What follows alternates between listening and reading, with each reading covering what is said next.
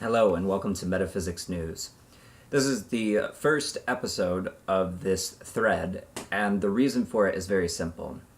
There are many news channels out there, and there are also a lot of AM channels out there, alternative media channels, and yet none of them really encompass the full scope of metaphysics of what you see behind me in terms of what I have learned and the way that I view the world. And so, instead of being able to find the way that major events can be ascertained or viewed at from a metaphysical lens, I realized that it's probably important for me to express it since I'm not able to find it online.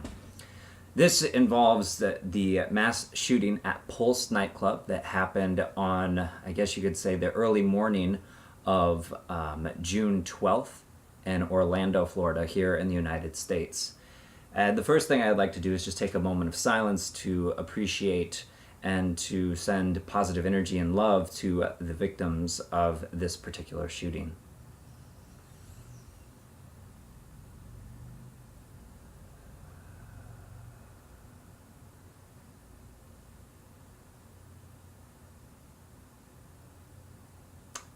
If Standard News did something similar to this, and they still tried to keep within a half-hour time frame, there'd be a lot of silence because there's a lot of death.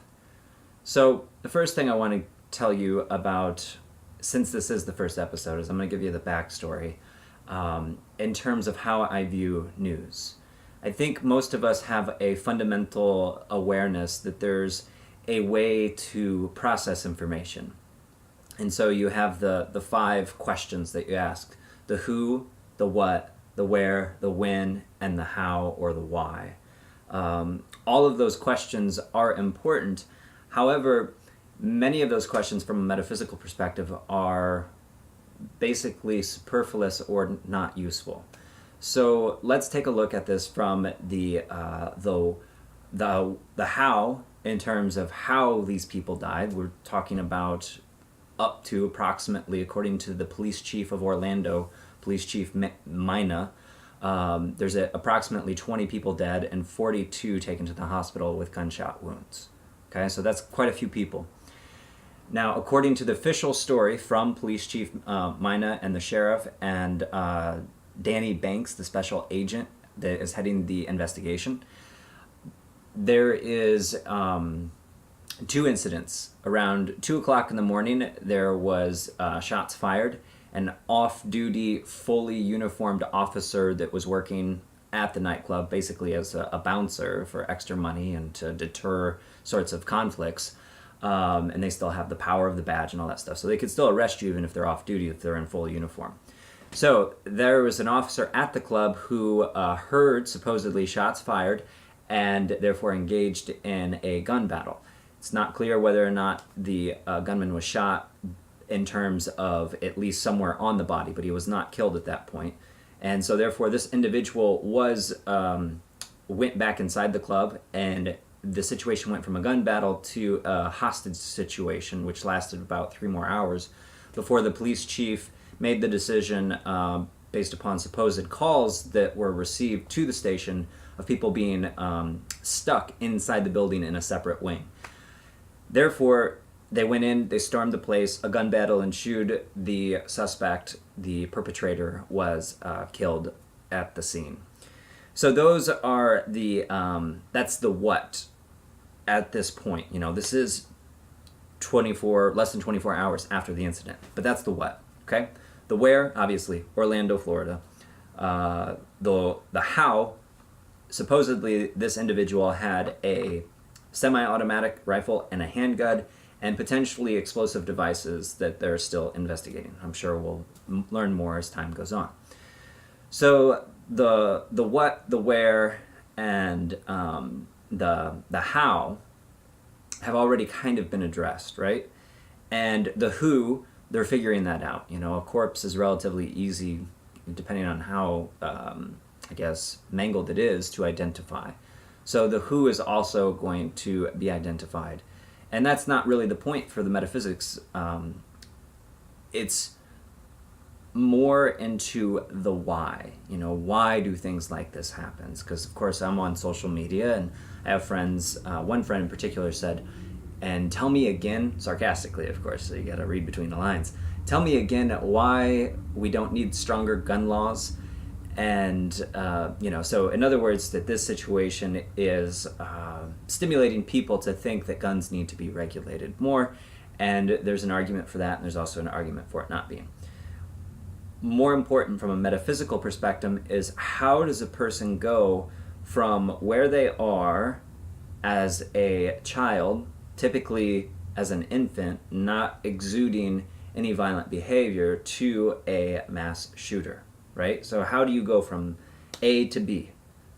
So psychology will tell you that there's essentially two different factors. There's the environment and there's your genetics, right? And so I think both schools have some validity, but reality is that they coexist. So they affect one another. Genetics affects the environment affects the genetics. And what is the true gold medalist in terms of who becomes who or why things happen? I think the jury's out on that. I think personally, from the perspective of metaphysics, it is equal. There's many different factors involved, and all of them have an equal opportunity. Now, in individual circumstances, some of them are going to be more pronounced than others. So, for instance, a genetically deficient person, somebody that is not very intelligent, say on the IQ standard, but is in a baseline of like from 80 to 90, those individuals, statistically speaking, become the most violent and the most criminal. So not too retarded, and I mean that, in terms of slow, brain capacity slow, mentally handicapped, if you prefer a politically correct term, but also not too intelligent either. So there's a specific IQ strata that tends to breed individuals with violent criminal activity, okay?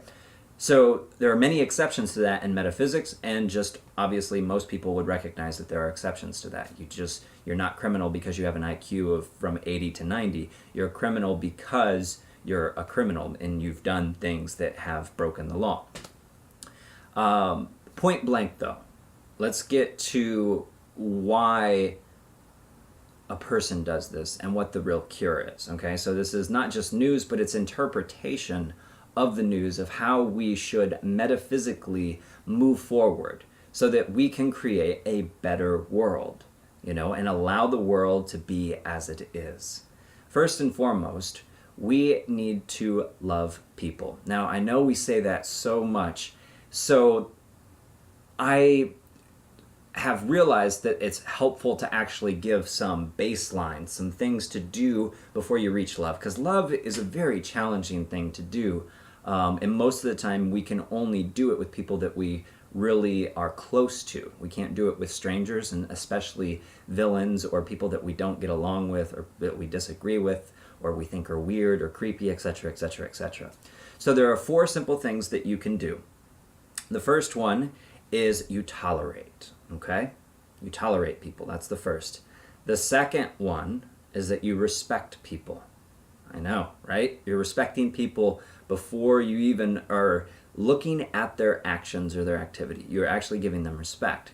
And that's because if you respect them, you'll be ready to do the next step, which is to listen. Now, if you listen to a person and you practice listening, like actually understanding where that person's coming from, you will indeed reach the 4th step, which is understanding. So all 4 of those things, tolerance, respect, listening, then understanding, eventually lead to love. So if you cannot love, flip back here to tolerance.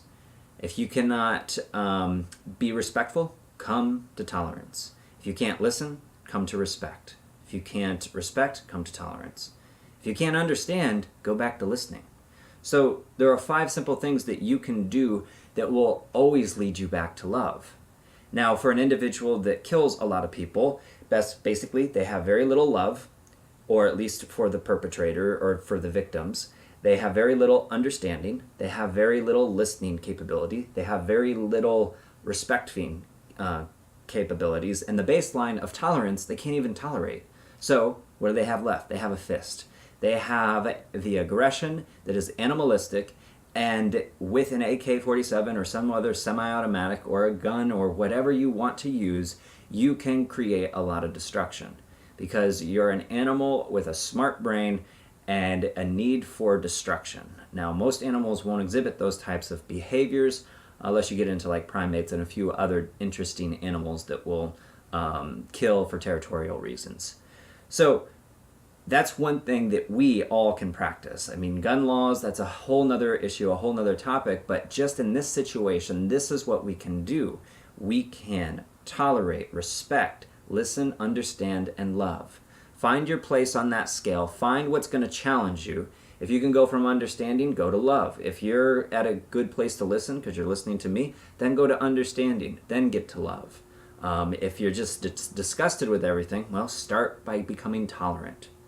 So the perpetrator, the people that do this in other places that aren't covered and aren't considered to be as big of a tragedy because it's not happening here to our friends and family, these perpetrators do not tolerate.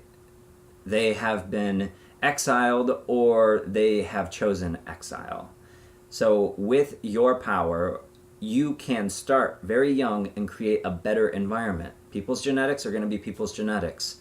We get deeper into the soul genetics and the spiritual genetics. Those things are real too. They have meaning. They have a foundational part that you can't change regardless of what you legislate. Okay, so there is that genetic truth. However, that being said, you do have environmental power. You have the ability to influence the environment. So take an interest in people. Take an interest in befriending people. Let's not have anybody that's an alien, somebody unknown, with missiles pointed to them. You know, because right now there are lots of missiles, you know, that militaries have pointed at each other. That's because we don't understand each other, let alone love each other. So let's get realistic and say, hey, let's understand, which means we need to listen, which means we need to learn to speak other languages or have really good translating apps. And if that's not the case, we need to at least respect people and tolerate. I hope this has been somewhat educational.